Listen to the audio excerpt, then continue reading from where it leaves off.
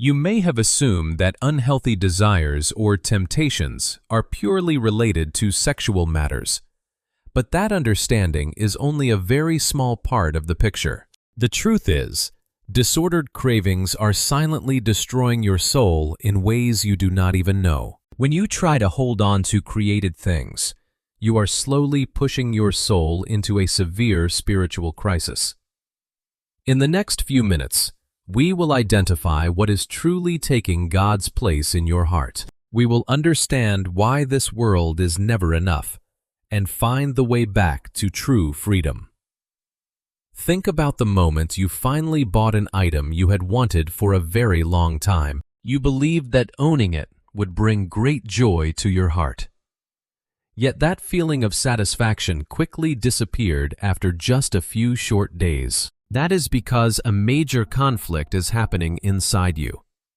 Many of us think we are searching for success, attention, or a sense of security. But actually, deep beneath those behaviors is a much larger need, a void that you have not been able to name. This video makes no exaggerated promises to change your life. It was created to help you discover what your heart is truly pursuing. We will understand why the things of this world can never satisfy you, and learn how to return to the only source of living water that can fill the soul. If this resonates with you, let me know in the comments below. Before we talk about external behaviors, we must understand what is really happening deep inside the heart. Every machine created in this world comes with a powerful engine.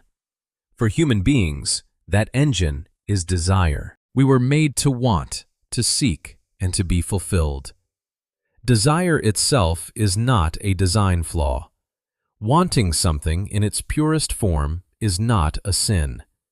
But this is exactly where the real trap begins. Most of us believe that the greatest battle of the soul is fighting against bad, wicked things. But that is not true. The most intense spiritual warfare often starts with very normal human needs. What if your greatest spiritual struggle is not something evil, but something good that slowly took God's place? Look around at our lives. It is the person who constantly jumps into relationships just to feel validated.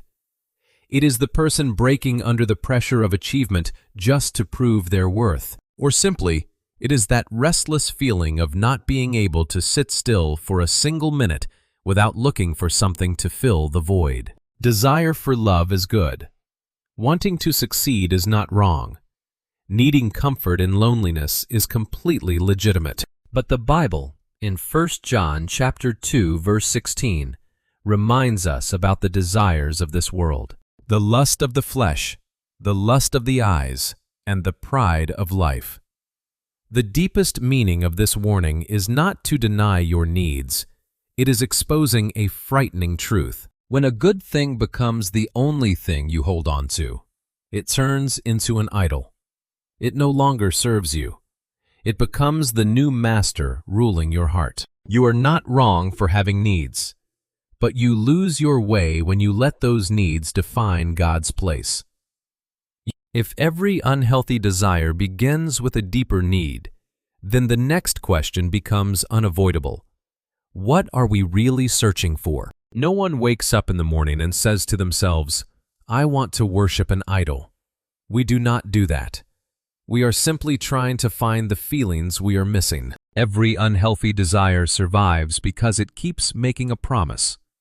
Look at how these desires whisper to you. Sexual temptation promises intimacy. Money promises security. Power promises control. Attention promises significance. Comfort promises relief. Possessions promise identity. These promises sound sweet. That is why we act without thinking. Ask yourself, are you checking your phone constantly just to look for a connection? Are you overworking just to feel safe? You post something and then repeatedly check for reactions to feel important. Or you go shopping whenever you feel empty inside. Behind every repeated behavior, there is always a psychological promise. You are not looking for the thing itself. you are looking for what it promises to give you.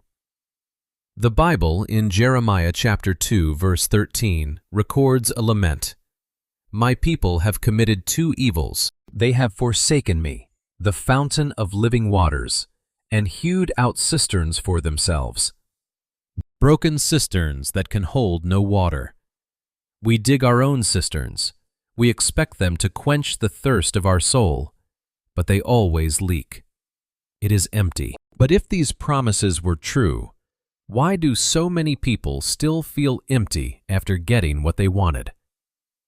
Every form of pursuit we just mentioned shares a terrifying trait. They never know when to stop. The more you have, the more you want. It is a loop that never brings true satisfaction. Look at the people around you. There are those who have reached very high incomes but still live with financial anxiety. There are those who have huge social media followings but still face deep loneliness at night. And there are those who own more possessions than ever before, yet they are not any more at peace. When you achieve what you once desired but still feel empty inside, that is not your personal failure. This is the limitation of everything created in this world. The problem is not that you wanted too much. The problem is that you expected too much from something too small. The Bible in Ecclesiastes chapter 3 verse 11 states that God has put eternity into the human heart. This means your soul has a void the size of infinity. The true nature of every unhealthy desire is actually a crisis of the soul's satisfaction. You cannot take the finite, temporary things of this world to fill an infinite space that God created. It simply does not fit. And this is where the battle becomes spiritual, not merely behavioral. Up until now, you might still think that you have different temptations, different problems, but the truth is, we are all making the exact same mistake.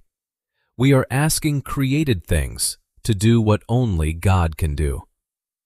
If money, relationships, or success are not the main issue, then what is really going on inside your heart? The enemy rarely starts by making people love obvious evil. He usually begins in a much more subtle way. He makes us look for the right things, but in the wrong places. Our hearts are easily deceived. We begin to look for smaller sources of salvation to replace God. Instead of seeking peace in Him, we look for peace in our bank account balance. Instead of seeking self-worth from God's love, we look for it in the attention of others. And instead of receiving our identity from the Creator, we try to build it from personal achievements. This process happens silently. Your heart shifts its trust from the Creator to the created things. What if the real issue was never desire itself? This is the deepest nature of the deception. An unhealthy desire is not simply a moral or behavioral issue. Before it is a moral problem, it is a worship crisis. It is when your soul decides to worship a created thing instead of the one who created it. The Bible, in Romans chapter 1 verse 25, exposes this truth. They exchanged the truth of God for a lie. They worshipped and served created things rather than the Creator, who is forever praised. Your soul is designed to worship. When you stop worshiping God, you will automatically find something else to replace Him. It is a flawed exchange. If that is the real problem, then freedom requires more than willpower. The way back to freedom does not begin with your strength. It begins with surrender. If you want to break the chains of unhealthy desires, that journey goes through 4 steps of change from deep within the heart. The first step is recognition. You must name what is taking God's place in your heart. The second step is surrender. Stop trying to control everything with your own strength. The Bible, in James chapter 4, verse 7, says, "Submit yourselves therefore to God. Resist the devil, and he will flee from you." Freedom begins when we stop asking the wrong source to save us. The third step is replacement. You cannot simply remove a bad behavior and leave your mind blank. You must fill that void with God's truth. Psalm chapter 119, verse 11 reminds us, "I have hidden your word in my heart, that I might not sin against you." And the final step is community. Step out of isolation and allow fellow believers to walk with you and share in your spiritual growth journey. This change will lead to very practical actions. It is when you actively change your toxic daily habits. You set serious boundaries for yourself, and you look for trustworthy accountability partners to keep you disciplined. The solution for the soul has never been about trying to fix external behavior. It is an exchange of love inside the heart. When your heart finds its rightful place, every other piece of your life will automatically fall into place with peace. The greatest battle in our soul, as it turns out, has never been about trying to destroy our own desires. It is facing the deep-seated tendency within us, where we silently seek the wrong sources to nourish our souls. The problem does not lie in how strong the desires are, but in where you place your trust to find satisfaction. When you realize that you cannot use temporary created things to fill an infinite void, that is when everything becomes clear. You are listening to this not because of a passing curiosity. You are here because you are someone who truly hungers for the truth and is searching for genuine inner freedom. This journey of growing in faith does not happen overnight, but you do not have to walk alone. God is still present and walking with you through every single microscopic transformation of your heart. After walking through this journey together, is there anything that has shifted your perspective on the battles within? If you feel comfortable, I would love to hear your story and your reflections in the comments below. If you want to continue walking with us on this path of seeking growth and anchoring your faith every day, let us take the next steps together in the journeys ahead. May the peace and grace of God always be with you on every path you take.